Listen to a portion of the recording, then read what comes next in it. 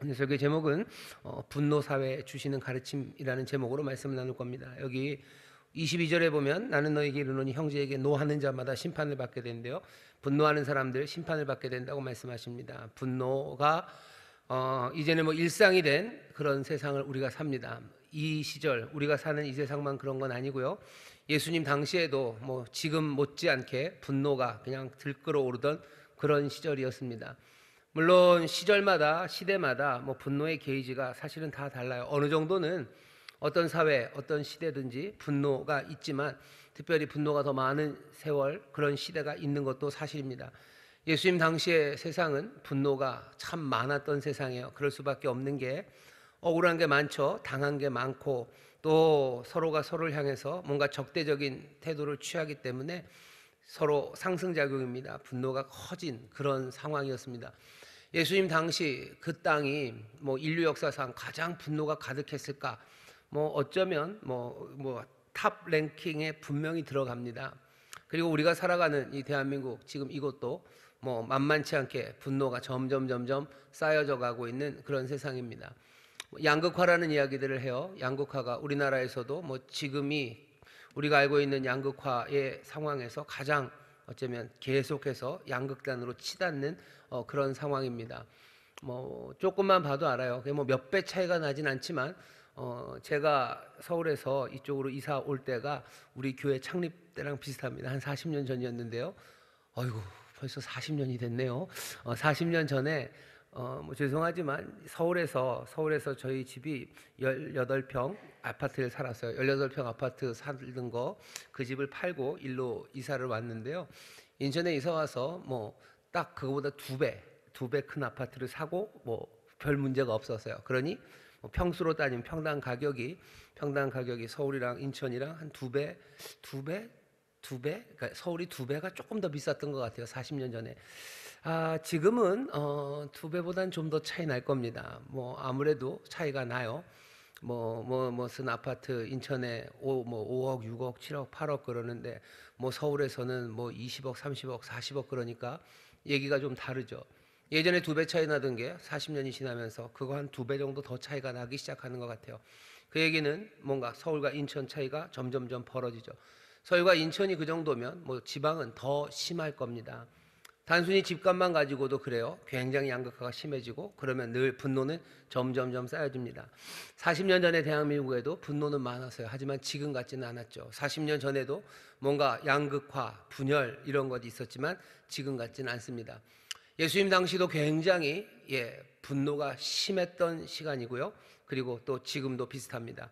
오늘 우리에게 주시는 이 말씀은 그러니 우리 살고 있는 우리에게 굉장히 시적절한 말씀이 오늘 우리에게 전해집니다. 예수님이 5장 21절부터 산상순을 쭉 해 가시는데요. 말씀을 가르치시기 시작하시는데 48절까지 그러니까 5장 끝까지 예수님이 계속해서 한 6가지 주제를 얘기하십니다. 오늘 하는 이야기는 살인에 관한 거예요. 살인, 간음, 이혼, 맹세, 복수, 뭐 사랑 이 6가지 주제에 대해서 예수님이 쭉 가르치셔요. 뭘 가르치시냐면 바로 앞에 하셨던 말씀이에요. 너희의 의가 천국 백성의 의가 바리새인들의 의보다 더 나아야 돼요. 뭐 이 설교 몇 번 했었습니다. 디카이오스네 그래서요. 뭔가 그 삶을 삶답게 만드는 무언가가 있어야 돼요. 바리새인들도 그런 걸 얘기합니다. 이게 있어야 제대로 된 삶이라고 말하는 그 의가 있어요. 하지만 천국 백성의 의는 바리새인의 의보다 더 나아야 됩니다.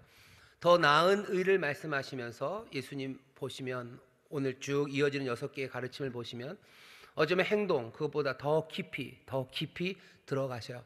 더 깊이 들어가시고 더 깊이 들어가는 걸 가르치시려니 여기서부터 48절까지 5장 전체의 이야기는 꽤나 많은 과장의 이야기가 있습니다. 예수님이 좀 과장해서 얘기하셔요. 왜? 더 깊이 들어가기 위해서요.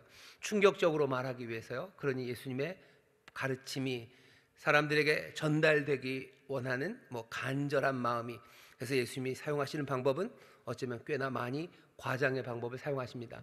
과장의 방법을 사용해서 전하려고 하는 메시지는 분명합니다. 오늘 그 메시지를 우리가 듣고 예수님이 도대체 천국 백성이 이 땅에서 어떻게 살아야 되는지 그것 가르치시는데 예수님이 원하시는 바 예수님이 천국 백성이 살아가는 삶의 방식에 대하여 뭐라고 얘기하시는지 그것들 마음에 받아서 이 생명의 길을 우리가 다시 한번 붙잡고 이 분노의 사회에서 우리가 예수님 말씀처럼 살아가게 되기를 바랍니다. 오늘 말씀 시작은 이렇게 됩니다. 옛사람에게 말한 바 살인치 말라. 누구든지 살인하면 심판을 받게 되리라 하였다는 것을 너희가 들었으나, 우리가 성경에서 본 건 살인치 말라라는 십계명의 말씀을 들었어요. 뒤에 있는 누구든지 살인하면 심판을 받게 되리라 라는 말을 들은 적은 없어요. 분명 살인하면 심판을 받게 될 겁니다. 그건 그냥 유추해서 그렇겠다라고 얘기하는데, 예수님이 여기 21절에서 말씀하시는 건 그냥 따옴표, 인용처럼 얘기하시는 거예요. 옛사람에게 말한 바 살인치 말라. 누구든지 살인하면 심판을 받게 되리라. 따옴표가 있는 거죠. 하였다는 것을 너희가 들었어요. 사실은 이 문장을 우리가 들은 적은 없습니다. 이 문장을 들은 적은 없어요. 성경에 이대로 나오지는 않아요. 하지만 예수님이 왜 이렇게 말씀하시냐면, 우리가 들고 있는 이 성경에는 없지만 예수님 당시 바리새인들은 이렇게 가르쳤어요. 살인치 말라. 옛 모세 율법이죠. 그 다음에 뒤에다 자기들이 붙인 말입니다. 누구든지 살인하면 심판을 받게 되리라. 맞는 말이에요. 누구든지 살인하면 심판을 받게 될 겁니다. 바리새인들이 이렇게 가르친다는 이야기를 들었어요. 그러니 예수님이 그 말을 다시 한번 알려주십니다. 이 말 들었지. 살인하지 말라. 하나님의 명령이에요. 누구든지 살인하면 심판을 받게 되리라 하는 것 너희가 들었지. 그런데 거기까지가 아니에요. 이건 바리새인의 의입니다. 왜? 아까 얘기했죠. 그 따옴표 안에 있는 그 인용은 바리새인들의 이야기예요. 바리새인들은 심판받지 않으려니 살인하면 안 된다고 가르칩니다. 하지만 예수님이 가르치시는 의는 그보다 더 깊은 곳으로 들어갑니다. 22절 보시면, 나는 너희에게 이르노니 형제에게 노하는 자, 분노하는 자마다 심판을 받게 될 거예요. 살인하는 자가 심판받는다고 이야기를 들었지만, 살인하는 자 누구든지 심판을 받는 게 아니라 나는 너희에게 말한다. 누가? 형제에게 분노하는 자, 그 사람이 심판을 받을 거예요. 살인하는 자 그리고 분노하는 자, 예수님은 그것을 지금 같이 놓고 있습니다. 사실은 분노해도 노해도 조금 이상해요. 분노하는 게 좋은 건 아니지만, 그렇다고 분노한다고 심판을 받게 될까? 사람들을 갸우뚱하게 하는 거죠. 하지만 예수님은 분명히 얘기하시는 거예요. 나는 말한다. 내가 말한다. 분노하는 자, 네 형제에게 노하는 자, 그 사람은 심판을 받는데요. 이 심판은 그냥 쉬운 심판은 아닙니다. 이건 재판장이 하는 심판은 아닐 거예요. 어떻게 합니까? 형제를 대하여 라가라 하는 자는 공회에 잡히게 되고, 미련한 놈이라 하는 자는 지옥불에 들어가리라. 공회에서 재판관이 판결을 해서 지옥불에 넣는 재판관은 없습니다. 벌금 아니면 얻어맞든지, 아니면 징역을 살든지, 아니면 최악의 경우에는 사형이죠. 죽일 수는 있어요. 하지만 지옥불에 던진다라는 이 이야기는 어떻게 보면 과장이에요. 어떻게 이렇게 됩니까? 과장처럼 들리지만 예수님이 하시는 말씀을 액면으로 받아들이면, 노하는 자, 형제에게 분노하는 자, 라가라고 하는 자, 미련한 놈이라고 하는 자는 지옥불에 던질 일을 오직 하나님입니다. 하나님이 심판하실 거예요. 하나님이 지옥불에 넣으실 거라고 지금 무서운 이야기를 하시는 겁니다. 오늘 예수님의 말씀 22절에 분노, 형제에게 노하는 자는 심판을 받는데, 그 분노가 어떻게 나타나는지는 라가라는 말, 그리고 미련한 놈이라는 말, 그 말로 나타납니다. 내가 형제를 향해서 분노했는지 어떻게 압니까? 말이 나와요. 말이 나옵니다. 라가라는 말을 해요. 라가는 히브리인의 욕설입니다. 라가가 무슨 욕설인지 설명할 필요는 없죠. 사실 저도 알고 싶지도 않고 그냥 욕이에요. 그냥 상상을 하시면 됩니다. 라가, 이렇게 침 뱉는 느낌이죠. 라가. 이 후두 안쪽 소리입니다. 그러니까 이러는 거예요. 라가라고 얘기하는 겁니다. 너무 실감이 나죠. 라가라고 하는 사람, 이 사람들에게 침 뱉을 때는 경멸입니다. 경멸의 말이에요. 정말로 에이 퇴퇴퇴 하는 그런 느낌이죠. 경멸의 말, 모욕적인 말들, 그 말들이 나와요. 예수님 그거 하지 말라고 얘기하시는 거예요. 분노하는 자는 심판을 받게 되고, 분노는 어떻게 나타나요? 라가라는 말로 나타나요. 미련한 놈이라는 말로 나타납니다. 경멸의 말, 모욕의 말이 나오면 또 어떻게 해요? 분노가 분노를 낳습니다. 내가 분노해서 형제를 향해서 라가라고, 그리고 미련한 놈이라고 말하면 듣는 사람은 그래, 나는 라가다, 나는 미련한 놈이다 그럽니까? 말은 그렇게 해도 이 사람의 마음에도 그것은 분노입니다. 분노는 또 모욕적인 발언과 욕설을 낳고 야유와 위협들, 그게 점점 심해지면 폭력이 생겨나기 시작합니다. 예수님 당시에 사람들이 이 말씀을 들으면서요, 이 말이 무슨 말인지를 알아요. 왜냐하면 예수님 당시에 경멸하는 말들, 그리고 모욕하는 말들, 서로 향한 분노, 그것이 터져 나오고 있기 때문입니다. 로마 사람들은 로마 사람들대로 유대인들을 경멸하고 모욕합니다. 유대인은 이상한 사람들이에요. 그러니 로마 사람들은 유대인 경멸합니다. 그리고 모욕해요. 사마리아인들, 유대인들 사이에도 마찬가지입니다. 서로를 향해서 경멸합니다. 그리고 모욕의 말들을 쏟아내고 그리고 공격합니다. 이렇게 뭔가 좀 다른 민족, 그리고 또 비슷하지만 섞인 사람들 때문에, 섞였다는 문제 때문에 생겨나는 모욕과 분노, 미움, 경멸의 말들, 그것만 있는 건 아니에요. 유대인 안에도 그렇습니다. 유대인 안에도 여러 분파가 있어요. 뭐 바리새파, 또 아니면 사두개파, 아니면 열심당원들, 아니면 뭐 헤롯파, 뭐 여러 분파들이 서로를 향해서 모욕적인 말들을, 그리고 분노의 말들을, 그래서 정말로 실제적으로 싸우고 공격하는 일들, 그 일들이 있었습니다. 예수님 당시에 그렇게 유대인들이 갈라져서 싸워요. 서로 욕합니다. 열심당원들은 뭐 바리새인들을 향해서, 바리새인들은 사두개인들을 향해서, 사두개인들은 또 열심당원들을 향해서, 뭐 서로 헤롯파는 헤롯파대로 온갖 모욕과 공격의 말들이 난무하는 그런 세상을 예수님이 살고 계셨어요. 그 세상에서 바리새인들이 말하는 건 뭡니까? 자기들의 그 모든 이야기들 그냥 그건 대치고, 뭐만 말해요? 라가라고 말하면, 욕하면 공회에 잡혀갈 거예요. 이건 예수님이 새롭게 말씀하신 건 아닙니다. 바리새인들도 모욕죄라는 걸 알아요. 우리도 그렇죠. 여러분들 욕하면 원래 잡혀갑니다. 모욕죄가 잘 기소가 안 되고 거기에 뭐 형량이 크게 안 나오고 대충은 경찰관들이 그냥 화해하고 지나가라고 해서 그렇지, 여러분들 욕하면 모욕죄입니다. 욕하면 대놓고 그냥 그 사람 앞에서 욕하면요, 그거 모욕죄로 걸리는 거예요. 다른 사람들 앞에서 하면 명예훼손입니다. 그거 다 걸리게 돼 있어요. 바리새인들이 그거 가르칩니다. 모욕하는 건 나쁜 거 알아요.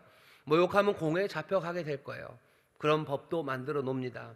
하지만 예수님은 거기에서 한 걸음 더 나가시는 거죠. 그렇게 욕하는 사람들 지옥불에 던져지게 된다고 말씀하십니다.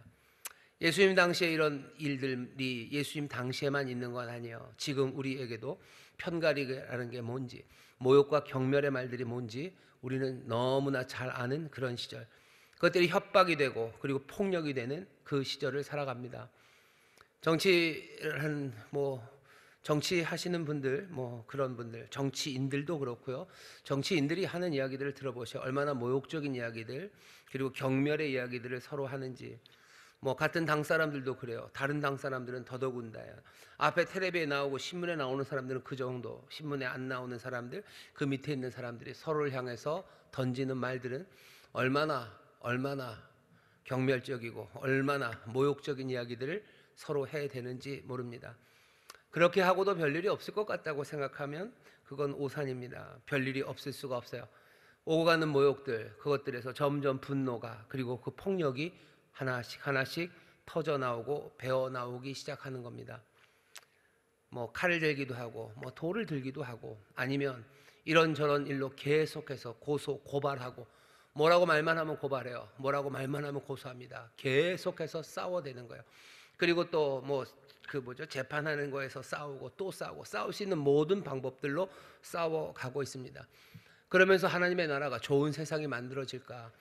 그렇게 싸우고 맨날 재판하고 맨날 티격태격하고 분노의 말과 모욕의 경멸의 언어들을 쏟아내며 지금 우리는 어떻게 살아가고 있는가 하는 겁니다.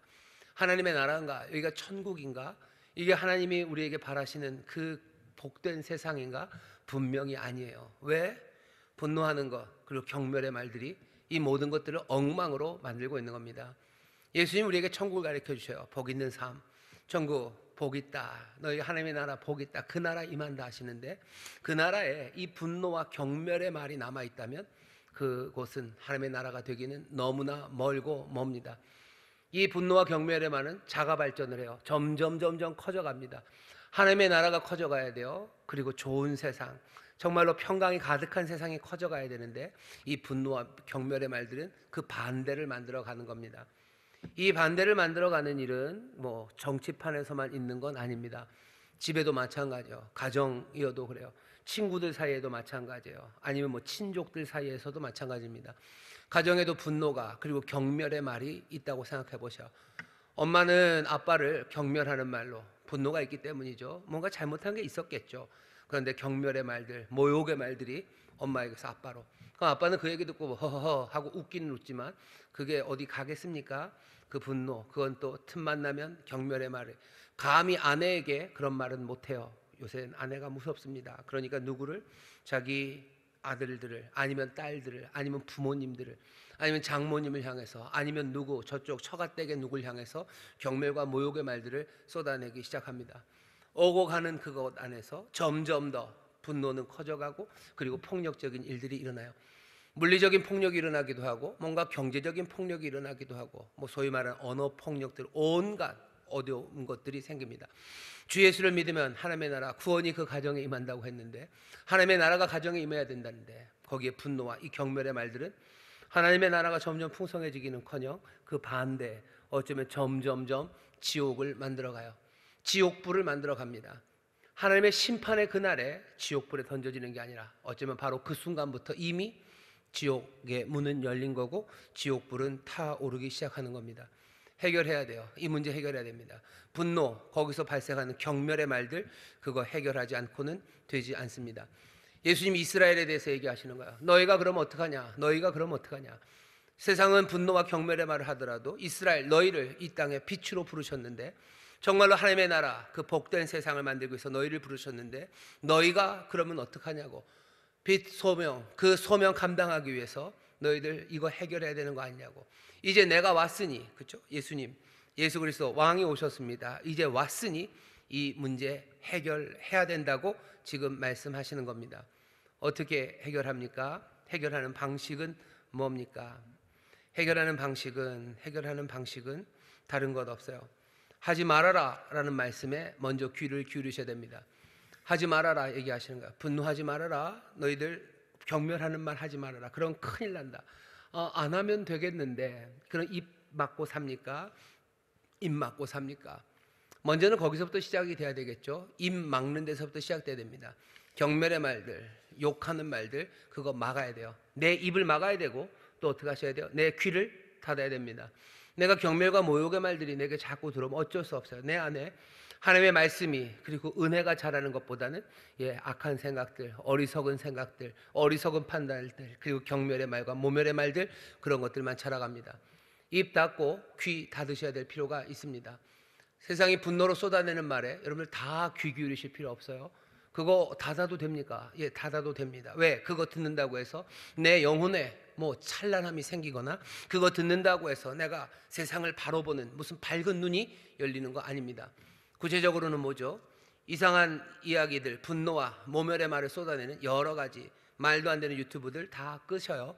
그게 무슨 보수의 이념으로 하든, 아니면 진보의 이념으로 하든, 아니면 심지어 기독교의 이름으로 그 이야기를 하든, 분노를 쏟아내고 그리고 모멸과 경멸의 말을 하는 모든 미디어들, 거기에 대해서 여러분들 귀 닫으실 필요 있어요. 보면 압니다. 분노를 쏟아내는, 그리고 경멸의 말을 쏟아내는 그런 사람들, 그런 미디어들, 그거 닫으셔서 여러분들의 귀를 닫아야 될 필요 있습니다. 이상한 유튜브들 보려고 애쓰지 마셔요. 그거 구독 다 끊어버리셔요. 구독과 좋아요는 뭐 우리의 힘이라는데, 구독과 좋아요 자꾸 누르면 뭐 하나님의 나라가 퍼져가는 것 아니라 악한 나라, 그리고 하나님의 나라에서 반대되는 거, 지옥불로 던져지는 그 길로 갈 겁니다. 구독과 좋아요 다 취소하시고 말도 안 되는 것들 다 닫아주셔요. 귀를 터는 일들이 필요합니다. 그 다음에 내 입을 막아야 돼요. 내 입에서 분노의 말이 나오고 경멸의 말이 나오면, 예수님 하시잖아요. 라가라고 말하면 너 공회에 잡혀갈 거다. 미련한 놈이라고 말하면 너 지옥불에 들어갈 거다. 과장으로 하시는 것 같긴 해요. 하지만 분명한 건 뭐죠? 그 말 하지 말아라. 분노하면 안 돼요. 시작은 어딥니까? 내 입이, 내가 하는 말이 경멸의 말들, 분노의 말들, 그 말들 닫아야 됩니다. 그 말 닫으면 어떻게 됩니까? 어떻게 됩니다. 반대 생각하시면 돼요. 내가 분노의 말을 쏟아내면 그 말이 그냥 사라져 버립니까? 그냥 이 음파가 공기를 한번 진동하고 끝나요? 그러지 않아요. 하늘에서 내리는 물방울도 여러 가지 일들을 하고 그 하늘로 다시 돌아갑니다. 내 입에서 나오는 분노의 말은 그냥 사라지지 않아요. 이 진동은 사라지지 않아요. 뭐 에너지 보존의 법칙입니다. 이건 뭔가를 이루고 결국 자기에게 돌아오게 돼 있어요. 분노의 말, 그리고 모멸의 말, 그것이 내게 아무 상관이 없다고요. 욕 잘하는 사람들은 그러면 천벌을 받습니까? 하나님의 심판의 날, 그날 지옥불에 들어가게 될 겁니다. 하지만 그 지옥불 가기 전에도 이미 그 삶은 하나님의 심판, 그 심판을 받고 있는 거예요. 분노의 말을 쏟아내는 사람들은 그 사람은 제대로 된 사람이 아닙니다. 성숙한 사람도 아니에요. 제대로 된 사람도 아니에요. 하나님이 기대하시는 하나님의 형상의 모습도 아닙니다. 못난이가 되어가는 거예요. 말하기 시작하는 순간 나는 못난이가 되어가는 거고, 나는 뭐죠? 부족한 사람이 되어가는 것, 그렇게 되는 겁니다. 그러니 어떻게 하셔요? 내 입에서 분노의 말들, 그리고 경멸의 말들, 그 말을 닫으셔요. 그게 우리 예수님께서 이 분노 사회에 주시는 첫 번째 대안입니다. 귀 닫으시고 입 조심하셔야 돼요. 그게 우리에게 주시는 말씀이에요. 그 다음에 하지 말라는 것만 있으면 좀 너무 소극적이죠. 하라고 그러신 게 있어요. 뭐 하셔야 돼요? 화해하셔야 돼요. 화해하시고 좋은 것, 진짜로 좋은 것으로 친구들을 사귀어야 됩니다. 그게 예수님이 하시는 거예요. 아주 간단하죠? 하지만 이것은 어렵고 대가가 큽니다. 화해하는 일이 얼마나 대가가 큰지 여러분들이 아셔요. 화해하라. 얼마나 간단합니까? 화해하면 되죠. 화해하면 되죠. 근데 화해하려면 그건 참 힘들어요. 왜냐하면 화해를 위해서는요, 늘 화해는 같은 선에서 이루어지는 겁니다. 같은 높이의 땅을 딛고 서야 화해가 이루어져요. 누가 하나 높고 누가 하나 낮으면 그건 화해가 아닙니다. 화해하기 위해서는 내려와야 돼요. 어떻게 알죠? 하나님이 우리와 화목하게 하기 위해서 하나님은 인간이 되어 이 땅에 오셨어요. 하나님이 하나님으로 그 높은 곳에 계시고 우리는 낮은 곳에 있는 한 화해는 없습니다. 아주 용서 내지는 그냥 무마시켜 주시는 건 될지 몰라요. 하지만 화해는 안 돼요. 화목함을 위하여 예수님 이 땅에 오신 것처럼 화해를 위해서는 우리 일단은 내려와야 합니다. 화를 내고 있는 대상 모멸하죠. 야, 저 못난 놈이라고 모멸을 주고 모멸적인 언어를 하면서 내가 분노하고 있다면 내가 뭔가 우월하다고 생각하기 때문이에요. 내가 잘났으니 저 사람에게 화나는 거죠. 내가 못났으면 그 사람에게 화를 내겠습니까? 나는 부끄럽고 주눅들어 화내지 못합니다. 화를 낸다는 건, 누구를 향해서 화를 낸다는 건 자기가 우월하다는 거예요. 아니 어떻게 보면 그러면 가난한 사람들은 부자에게 화내지 못합니까?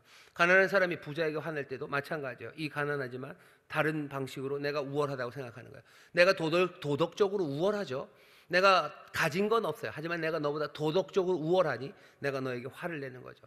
화를 내는 건 늘, 모멸의 언어를 쓰는 건 늘 자기가 우위에 있다고 생각하기 때문입니다. 내가 우위에 있는 한 화해는 이루어지지 않아요. 가난한 사람들이 부유한 사람들에게 분노하고 있습니다. 화해는 어떻게 이루어져요? 여기 이 높은 곳에 있는 가난한 사람들이 내려와야 돼요. 사람들이 이 상상을 잘 못합니다. 이 상상을 잘 못해요. 반대의 경우도 얼마든지 있죠. 부유하고 잘난 사람들, 그 사람들이 여기 있는 사람들에서 화를 냅니다. 왜? 너무 못났어요. 너무 못해요. 그러니 모멸감을 주는 언어를 쓰고 이 사람들에게 분노하는 겁니다. 내가 잘났기 때문에 너를 향해서 분노하는 거예요. 내가 잘났기 때문에 너에게 경멸의 언어를 쓰는 거예요. 여기서 화해가 이루어지지 않아요. 이 사람 어떻게 됩니까? 이 아래로 내려와야 됩니다.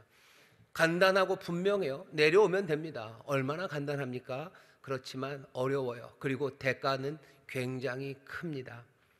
높은 단에서 내려오는 것, 어쩌면 진정한 인간은, 참된 인간은 다른 사람들보다 높은 곳에 있는 사람이 진정한 인간이 아니에요.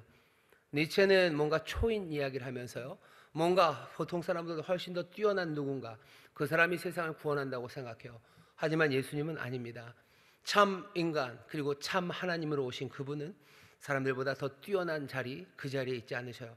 항상 그 사람들과 같은 높이 땅으로 내려오십니다. 진정한 인간은 높은 데서 살지 않아요. 진정한 사람은 그렇게 살지 않습니다.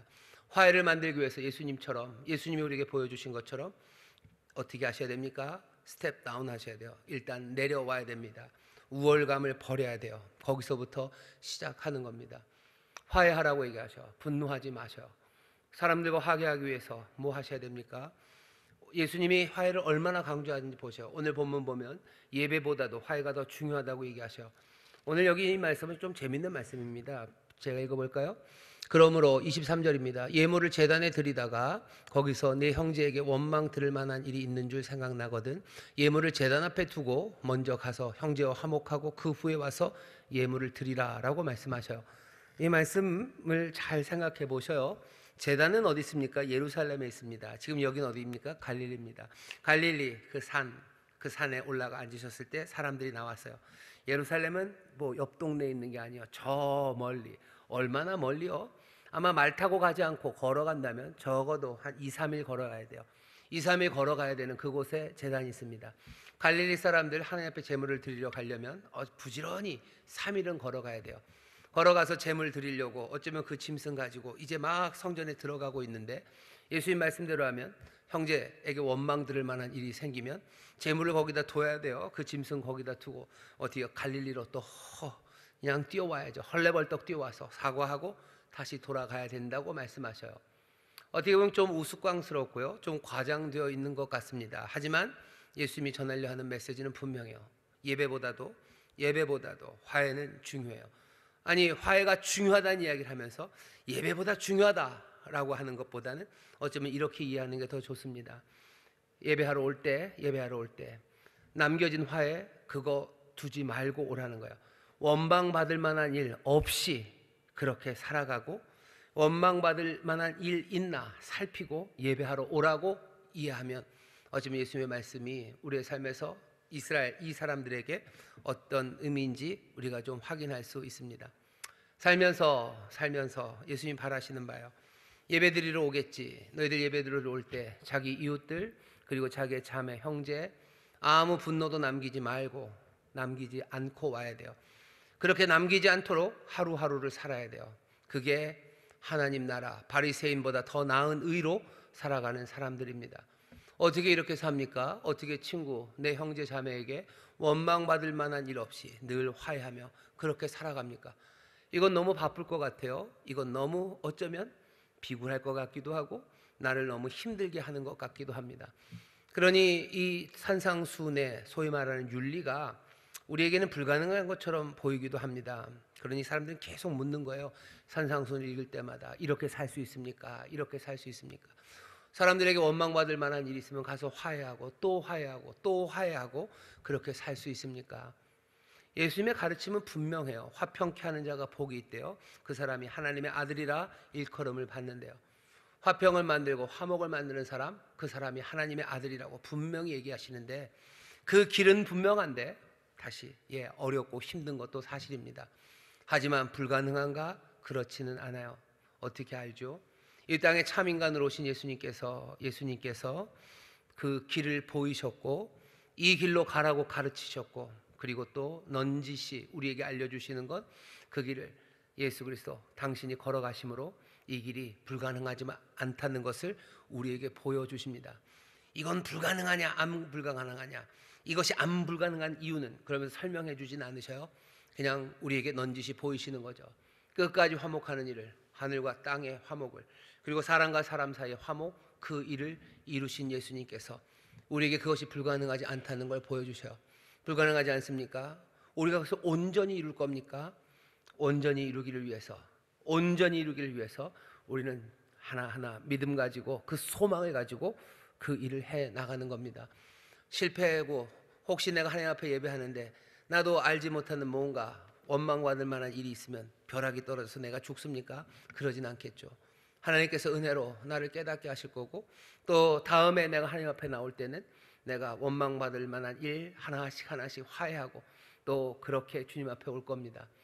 아니, 어쩌면 주님 앞에 나오면, 그 은혜 앞에 나오면 우리와 화목하게 하기 위해서 그 자리를 내려오시고 모든 것들을 내어놓으신 우리 주님 앞에 나오면 어쩔 수 없어요.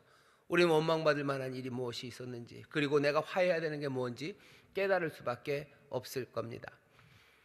두 번째는 뭐 하라고 그랬었어요? 화해하라고 그러고, 또 적극적으로 친구를 사귀라고, 좋은 것, 정말로 좋은 마음 그리고 호의를 보이며 친구를 사귀랍니다. 판사 얘기, 재판 이야기를 하시면서 그렇게 하셔요. 25절입니다. 너를 송사하는 자와 함께 길에 있을 때에 급히 사화하라.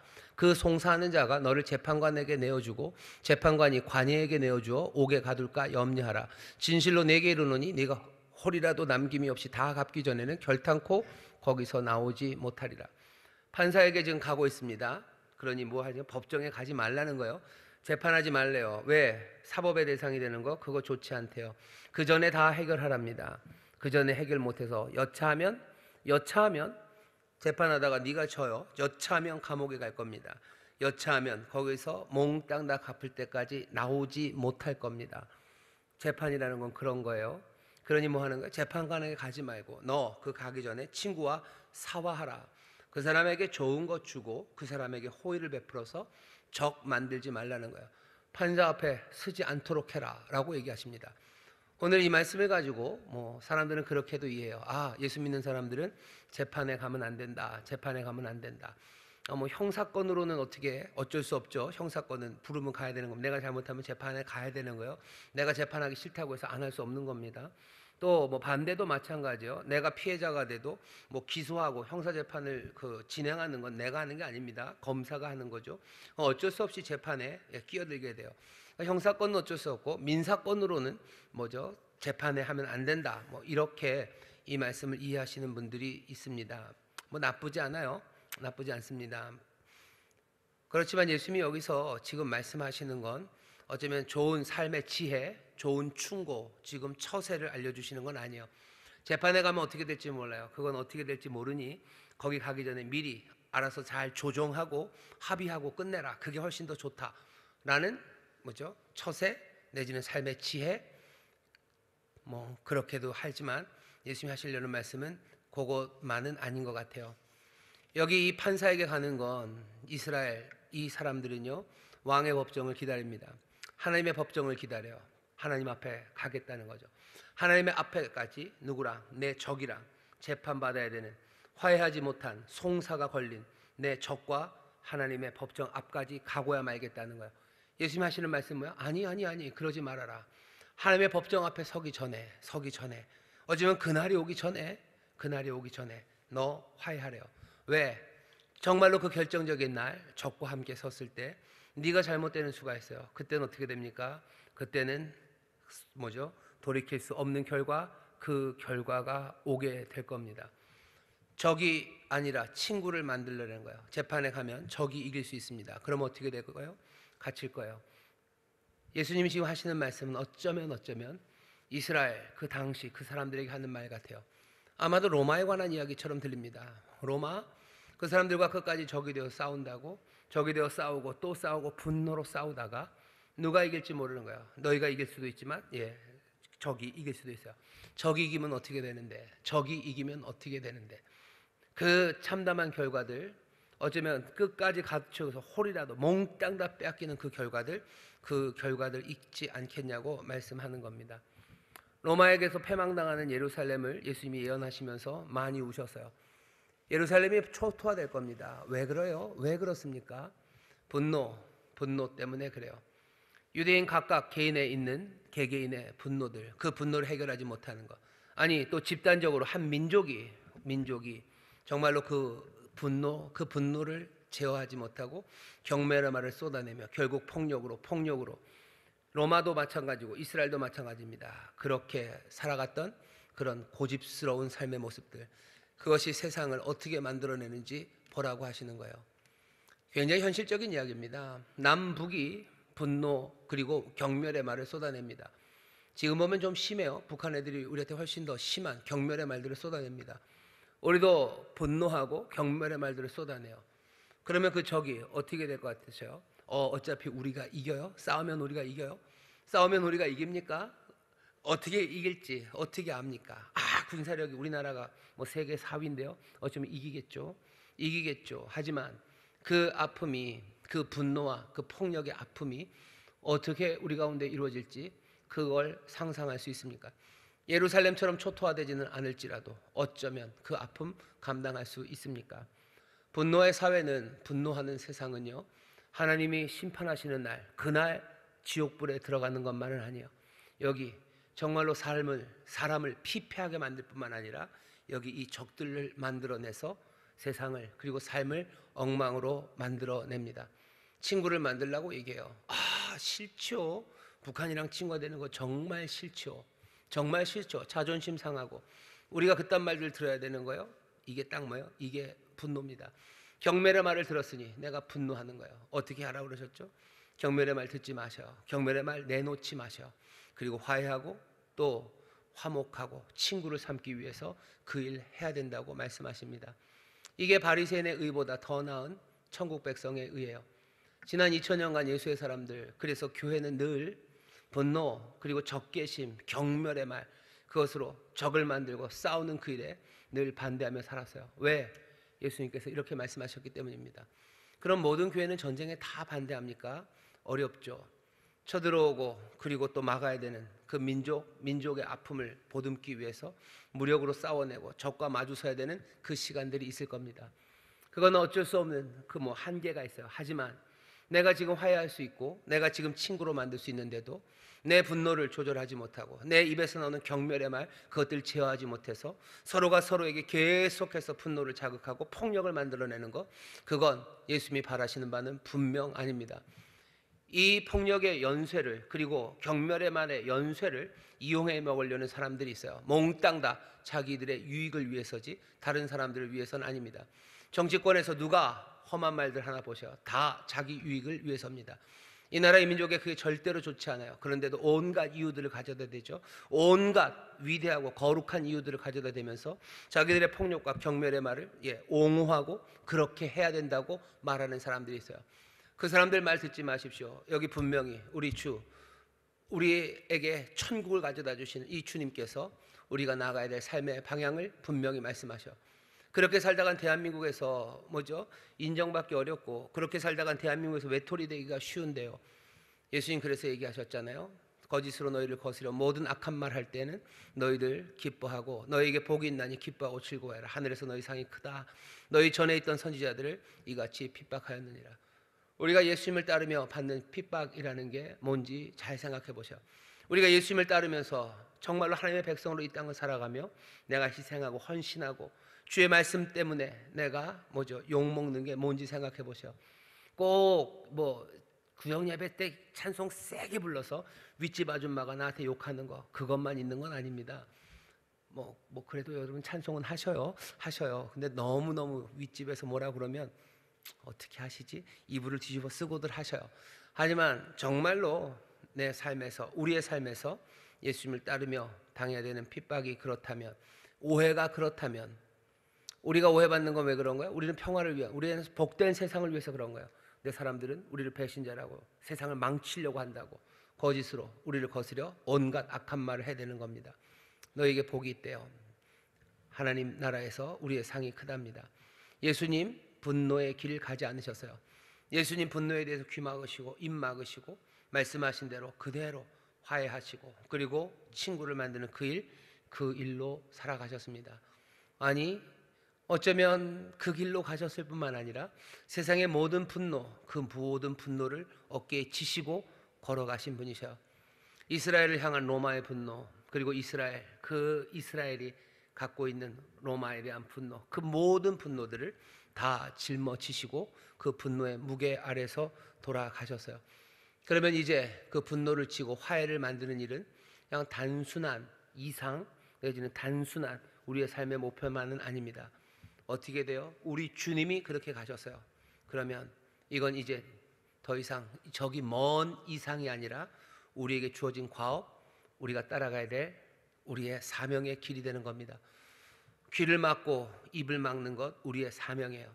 화해하고 친구를 만드는 것 이제 더 이상 그것은 먼 이상이 아니라 주를 따르는 이들에게는 이루어야 될 성취고 또 이루어내야 될 과업입니다.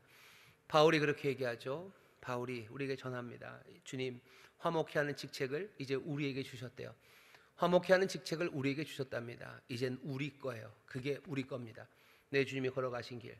주님은 산상수훈에서 말씀하셨을 뿐만 아니라 그 삶을 통해서 분노 그것들을 깨뜨리고 오히려 화해와 그리고 친구가 되는 그 복된 의 하나님의 나라, 그 나라를 말씀으로 그리고 삶으로 우리에게 보여주셨습니다. 이 말씀을 영접하셔요. 그리고 이 삶을 내 삶의 사명으로 영접하기 시작하십시오. 우리는 그렇게 세상과 다른 사람으로 살아갑니다. 왜? 우리는 하나님 나라 천국 백성이고 요한복음식으로 말하면 거듭난 사람, 하늘로부터 난 사람, 영으로 난 사람들이기 때문에 그렇습니다. 이제껏 우리 앞에 있는 많은 믿음의 사람들은 그렇게들 살아오셨어요. 이제는 주께서 화목하게 직책을 맡겨주셨고요. 그 직책, 그 사명과 가업은 손에 손을 이어 이제 우리에게 그 바통이 들려진 겁니다. 이제는 우리가 그 길을 달릴 거예요. 분노의 말에 귀 닫고 분노의 말, 경멸의 말 그건 입 틀어막고 화해를 위해서 정말로 친구 만드는 그 일에 우리는 달려가는 그 바톤이 우리에게 들렸습니다. 히브리서 11장 12장에 보면 모든 허다한 무리가 우리를 지금 응원하고 있어요. 이젠 너희 차례, 너희가 달려라. 우리 앞에서 화목을 위해서 희생하고 순교했던 많은 사람들, 정말로 분노 대신에 화해를 만들기 위해서 또 그 화해를 누리며 기뻐했던 많은 우리의 믿음의 선진들이 지금 우리를 응원하고 있습니다. 달리라고, 믿음의 주여 온전케 하시는 이신 예수를 바라보라고, 주님 바라보며 이제 너희가 달리라고 우리를 응원하는, 여기는 그 경기장이에요. 영광의 찬송으로 서십시오. 영광의 면류관, 그 면류관을 받아 서셔요. 우리가 이 화목케 하는 직책 맡기신 이 의의 일을 정말로 하나님의 자녀답게 만들어내고 성취하는 그 귀한 면류관, 그 면류관이 우리에게 있습니다. 믿음으로 이 일에 뒤로 물러나지 마시고, 믿음은 침륜에 빠져 뒤로 물러나는 건 아닙니다. 앞으로 이 일 해나가시는 여러분 되시기를, 말씀으로 하지 말라고 하신 것, 하라고 하신 것 마음에 담아 한 걸음 한 걸음 모든 천군 천사의 응원 소리를 들으며, 또 우리 믿음의 앞선 이들이 우리를 응원하는 소리를 들으며, 우리 앞서 가시는 주님, 주, 믿음의 주, 온전케 하시는 그분 바라보며 이 길을 걸어가게 되시기를 주의 이름으로 축원합니다. 기도하겠습니다. 하나님, 이 분노의 사회 모두가 우리를 분노로 초청합니다. 모멸의 말, 모욕하는 말 잘하는 사람 박수 받고, 그 일이 속 시원하다 하며 어쩌면 하나님의 의와 전혀 다른 길을 걸어가는 하나님 이 땅을 살아갑니다. 우리가 하나님 나라 백성임이 아버지님 점점점 분명해지고, 우리가 듣는 소리가 저들이 듣는 소리와 다르다는 것이 점점점 분명해지는 세상입니다. 들어도 듣지 못한다는 게 뭔지, 보아도 보지 못한다는 게 뭔지 점점 더 분명해지는 이 세상에 아버지 하나님, 오늘 주의 말씀을 우리로 듣게 하시니 이 천국 복음 마음에 받아 정말로 주의 도우심, 성령의 이끌리심과 함께 하심으로 한 걸음 한 걸음 이 의의 길을 걸어가는 하나님의 사람들 되게 하여 주옵소서. 이 분노를 멈춰 세우는 일을 되게 하시고, 이 모욕과 경멸의 언어, 이 연쇄를 끊어내는 하나님의 사람들 되게 하여 주옵소서. 주여, 우리의 힘과 능력으로 되지 않습니다. 성령님, 우리를 도우시고 우리의 용기가 되어 주옵시고 우리의 힘이 되어 주시고, 하나님의 놀라우신 자비와 긍휼 우리 가운데 가득 부어 주시사, 주여, 이 놀라운 소망을 마음에 품고 일어서는 하나님의 귀한 자녀들 되게 하여 주옵소서. 감사드리며 예수님 이름으로 기도하옵나이다. 아멘.